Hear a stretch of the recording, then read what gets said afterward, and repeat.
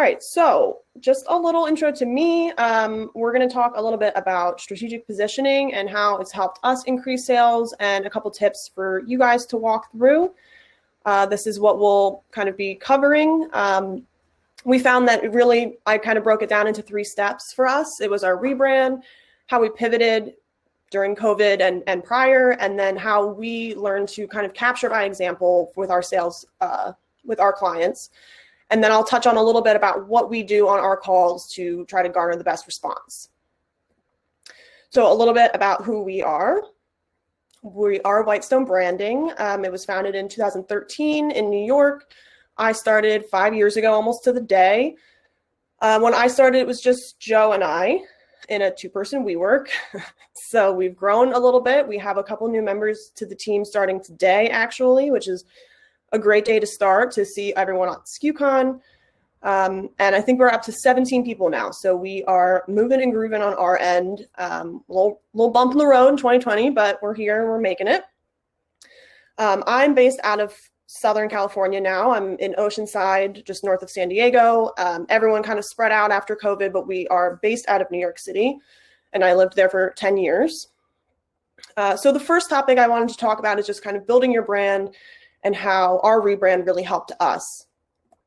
So this is where we started. In 2015, that was our logo. You can see the blog post.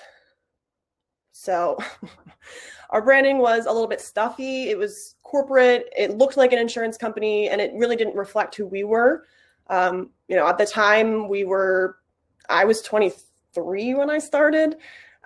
So we were young, creative New York City residents, and this branding just does not reflect who we are and what we wanted to have our clients really see. And we were really confused on how to market to our clients, knowing that we can really sell to any industry and sell every product. We really struggled with how we wanted to be portrayed outwardly to our clients. We had an ESP Direct website where it was just flooded with product. And I remember my very first day I came in and told Joe, for the love of God, my first order of business is that we have to change this website, please. It looked like a 1980s beta virtual catalog, and it just really didn't serve us. The idea was for people to be able to go on and see what they wanted, but come to find that people don't know what they want until we tell them what they want sometimes. So we struggled with our rebrand. And it was really for 3 reasons. The first 2, I'm sure, is a little bit universal, especially with small businesses, in that we didn't really have the time and we didn't really have the money, and we were not necessarily designers. So we struggled with that. And then we also struggled with just fear. We had primarily financial firms that we were servicing, and we wanted to come across more established and older than we really were so that they felt comfortable working with us. But what ended up happening is we're showing this brand, but that's not who we are. And we had to disconnect from ourselves to our own brand. So a question that we asked ourselves is, how are we going to have clients trust us with their branding if we don't feel confident in our own? So we started to hire a designer in 2017. We rebranded, renamed, new logo, brand guidelines, the whole 9 yards. And something that we really wanted to do was have our culture kind of come across. We wanted it to be young, fun, colorful, a little funky, and we wanted it to reflect who we are and how we come across in the market. With our stone, we created the tagline, "No 2 stones are alike."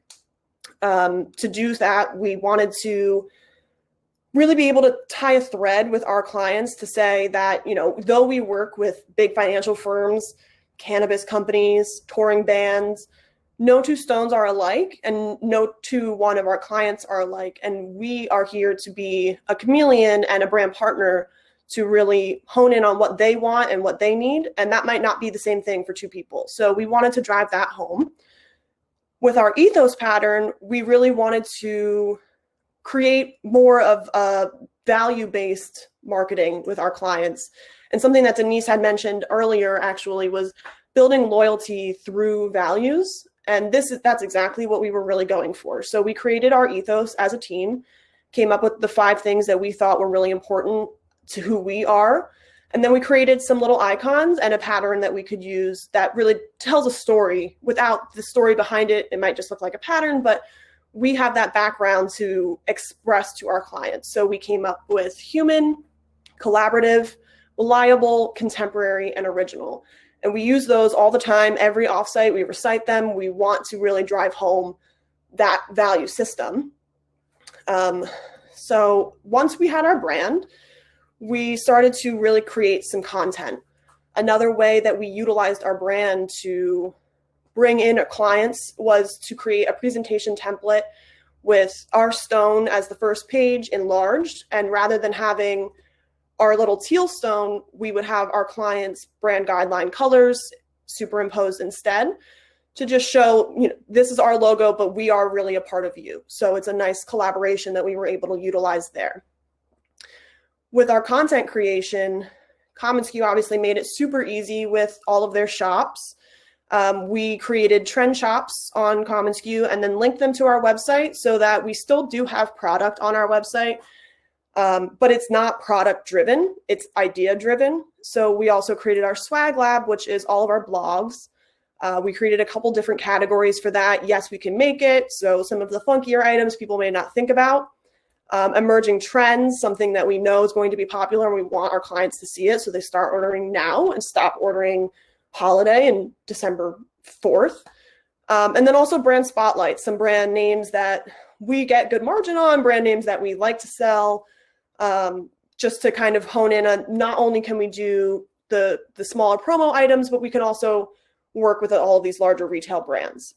So we really started to power through this and utilize this to build an arsenal of branding. As a salesperson, this is extremely helpful for me in my day-to-day.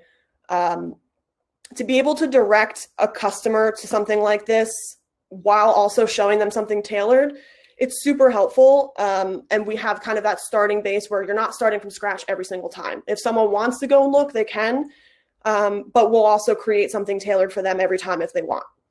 So we wanted to create more marketing, and a struggle that we had was that we don't normally have all of our products come to our offices.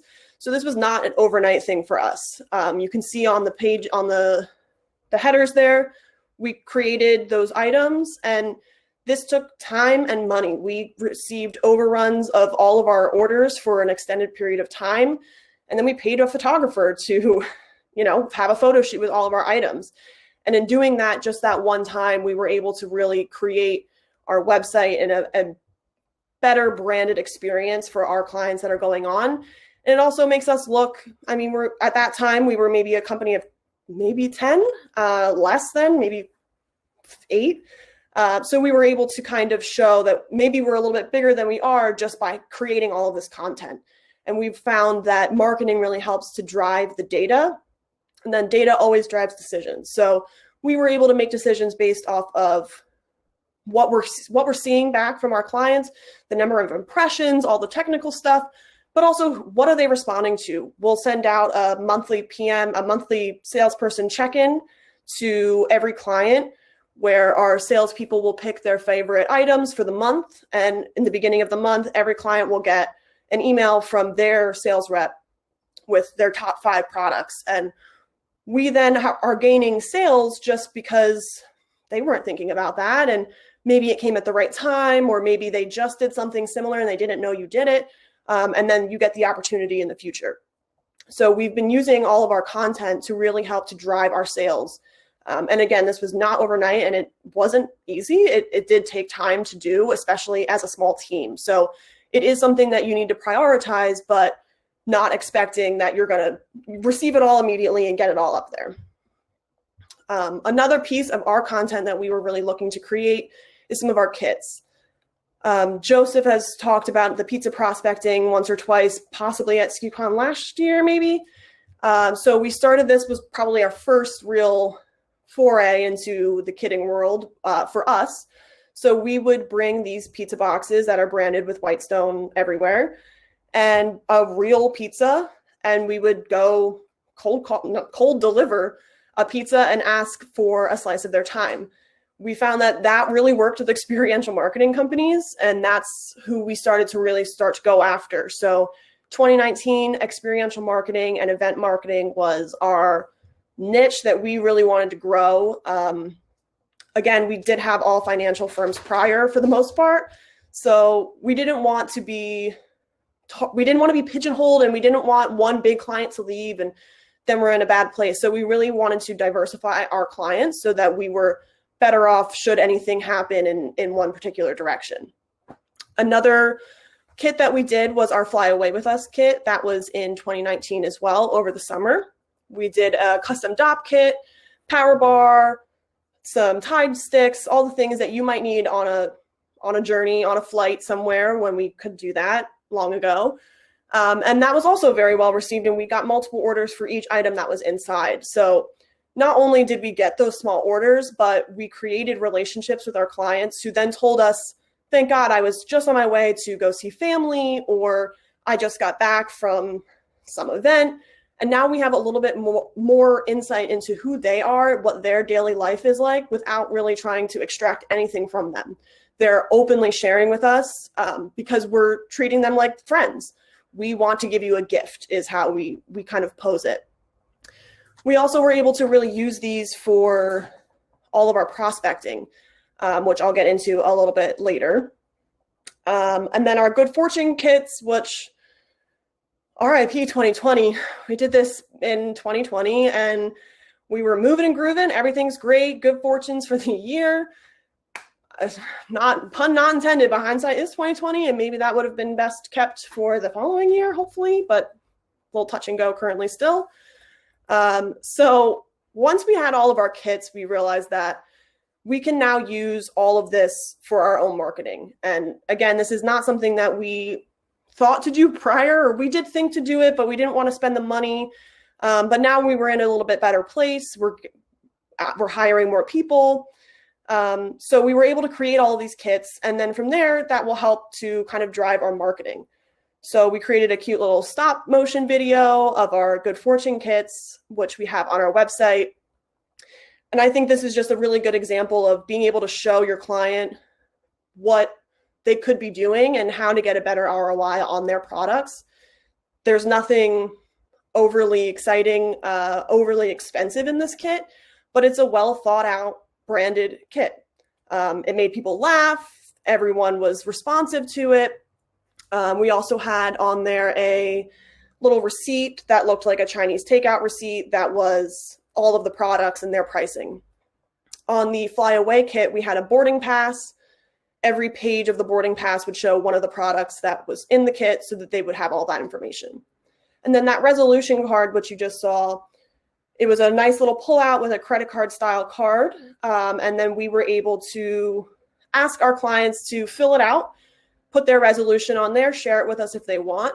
We shared all of our resolutions with our clients to just really try to foster that relationship rather than just selling to them, but really we care about you, we care about your growth as a person, and we want to know more. We want to be involved. We want you to succeed. My resolution for the last 6 years has been to learn how to surf. Never done it once. Maybe 2021 is my year.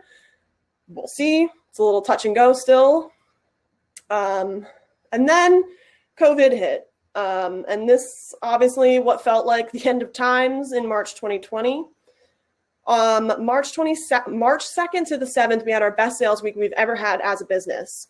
We sold $320,000. It was multiple annual campaigns that we get that happened to coincide at the same time. 2 to 4 months prior to COVID happening, we doubled our sales staff. Our owner, Joseph, was about to, or did, take a 6-month sabbatical starting the beginning of March.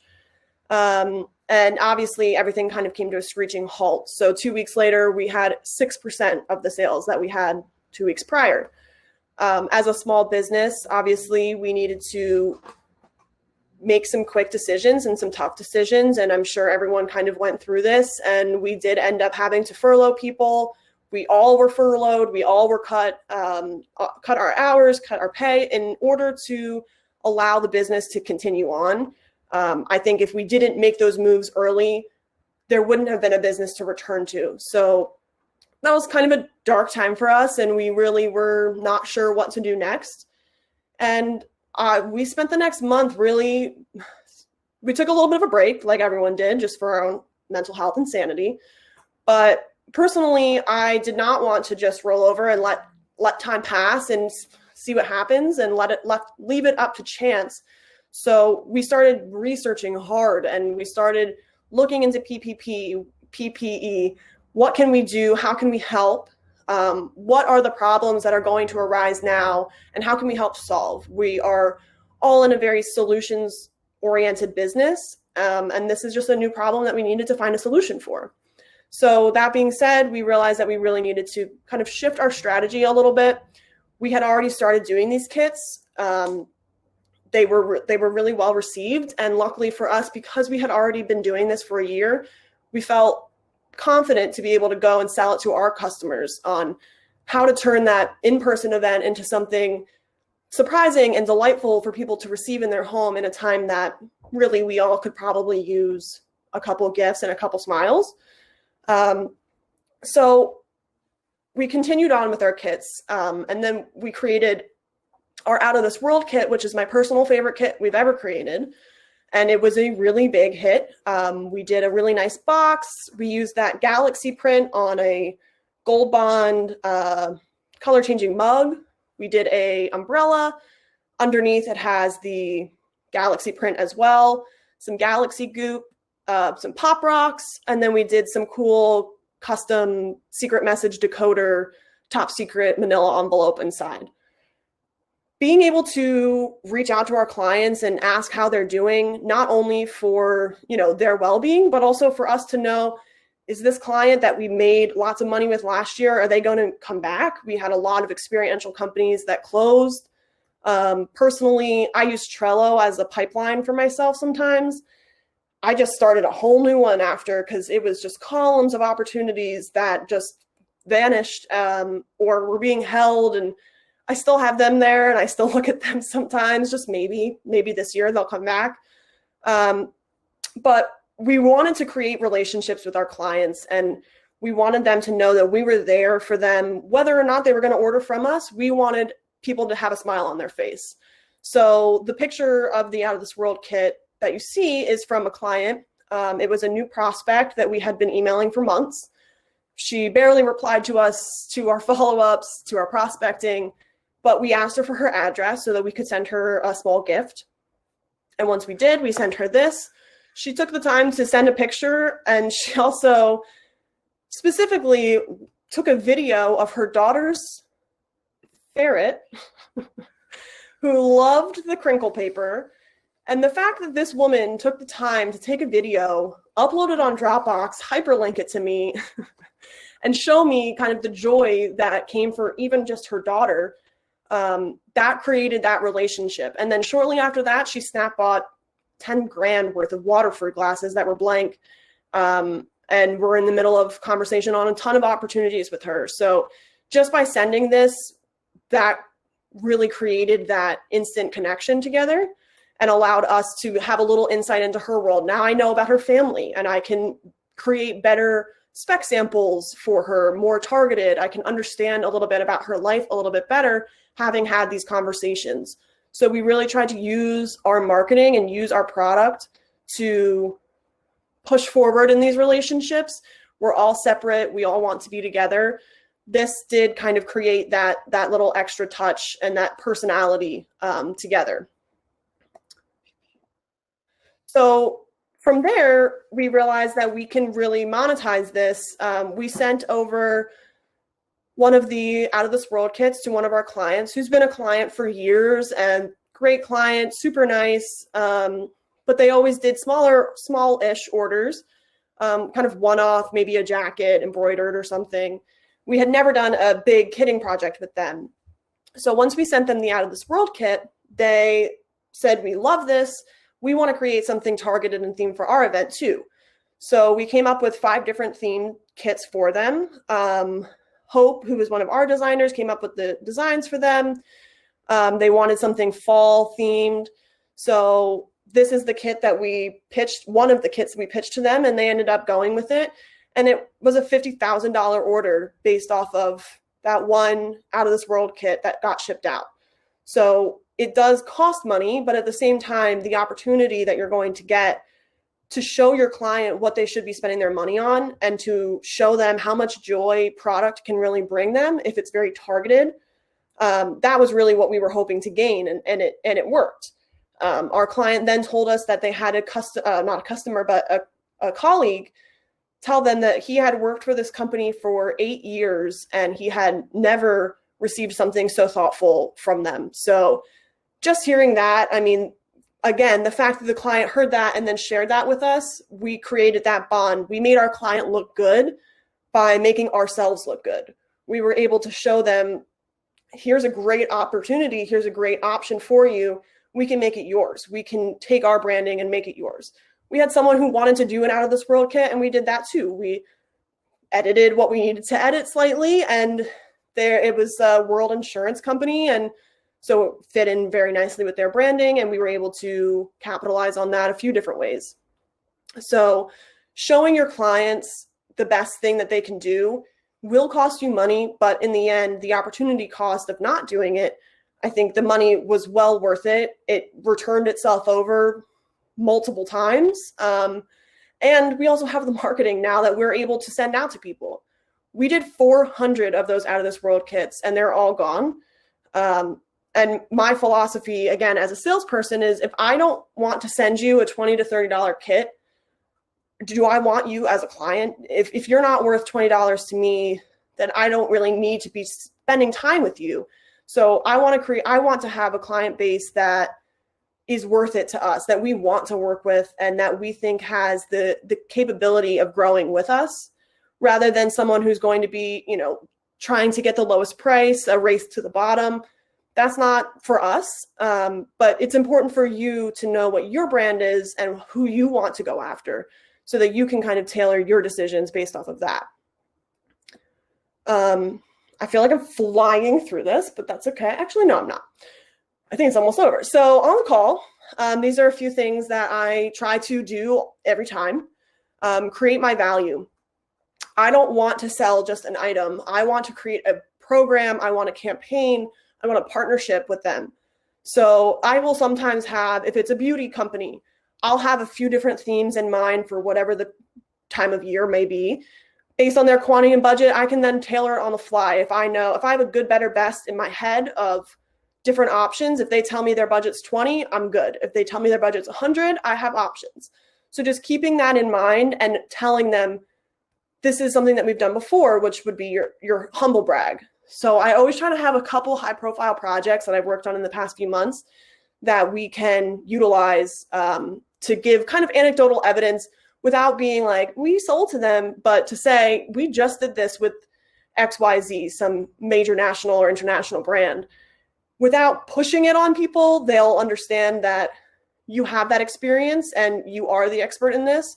And then the last one is just to have something to give. Reciprocity, people are more likely to want to give something if they're getting something. So show them what they should be buying with your kits. If they're not worth a kit, maybe you don't want to waste your time with them. But if I'm on the call with someone and I say, hey, thanks so much for your time, I would love to send you something small. Do you mind sending your home address or the best address to ship this to? They're automatically going to want to reciprocate that to me. It's just something ingrained in us to want to give back. So those are the three things that I try to always include on my prospect calls, just to keep that flow going a little bit. And then this is just my final checklist based off of all the things. First, find your voice and amplify it. Don't try to be someone you're not. Find who you are and be that fully. Spend money to make money, difficult to do. And I understand the time with COVID, it's not great, but try to utilize your partnerships and your creative juices to really show something that you're proud of, and give yourself time and plan ahead and create a schedule for that. Create relationships. People want to reciprocate gift giving, offer something to them and let them open the door for them to offer something to you. Find the gatekeepers, ask questions that make it really easy for them to pass it on. Is there anyone else that would benefit from receiving one of these gifts? Anyone else that orders product? I'd love to get this in their hand. It's a really easy way to get them to pass you on. And And lastly, just be the expert, find the problem and solve it for them before your call. Use your humble brags to demonstrate your authority. And if something won't work, be transparent, be a partner, and let them know, and then find the next solution. And that's all I have. So, anyone have any questions? Whew. Still Hy-Vee. Okay, time is up. So thank you guys so much. This was fun. Time allowed for a new kit, I would say probably 4 to 6 weeks. A couple weeks to plan, a couple weeks to produce, a couple weeks to ship.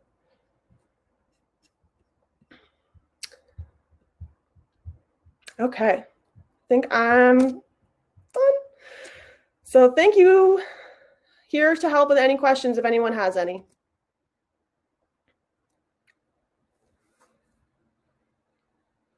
Now I can have a glass of wine. We got the boxes from Jubilee. Jubilee is one of my fave box companies. We like to brainstorm together as a team. We come up with some kind of idea and we all pitch in. We all come up with our ideas together. We do not do our kitting in-house. We used to, and we no longer do.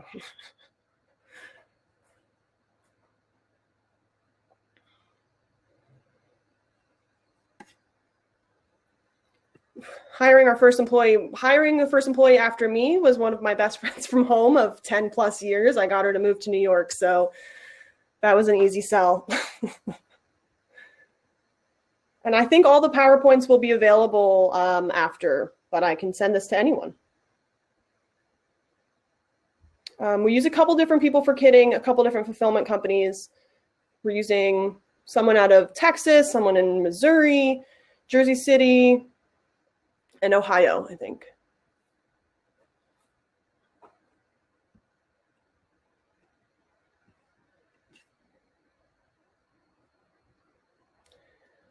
Okay. I feel like that's probably it, but I'm here with anyone if you need any questions. And I think Jubilee is an industry supplier. It's thanks a dozen, Brandelope, thanks a dozen, Jubilee.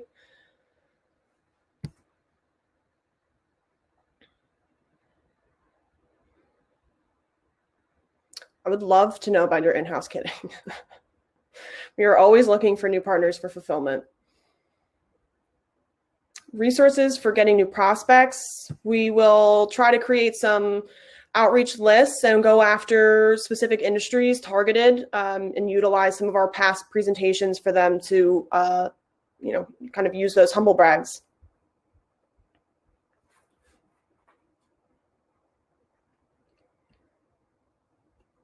Thanks, Anna. Miss you guys.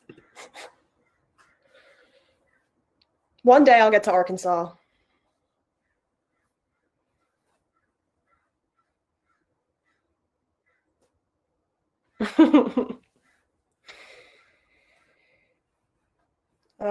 UPS and FedEx are the bane of everyone's existence. I know some fulfillment centers will do kind of the lower cost USPS mix of SurePost, mail innovations that are discounted.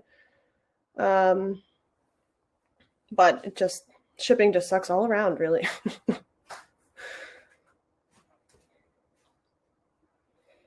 Yay, OC. One day we can all get a drink.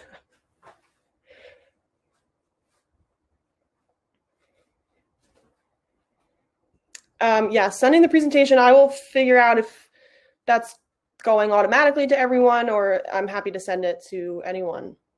If anyone has questions, my email is just my first name at Whitestone Branding. So feel free to send any questions my way. I think we're entering a break, so I'm gonna click leave, but here to help with questions after if anyone needs.